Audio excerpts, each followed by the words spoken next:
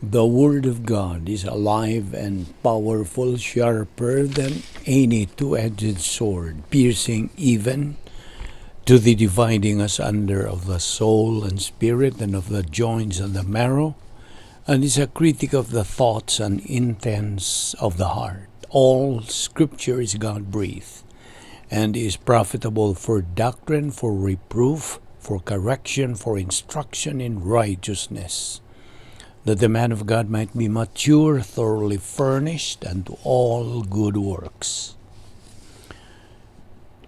Welcome once again to our daily Doctrinal Bible study of the Balbido Evangelistic Ministry.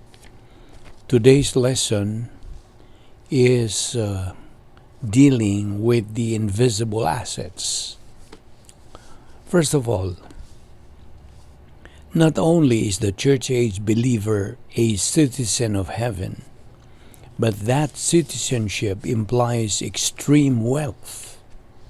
Our politeuma, the status, rights, and privileges of citizenship, is in heaven, Philippians 3:20.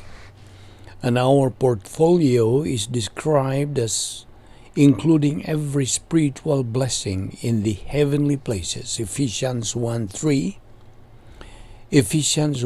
emphasizes the source of these blessings, who is God the Father, and the mechanics of receiving them from Christ.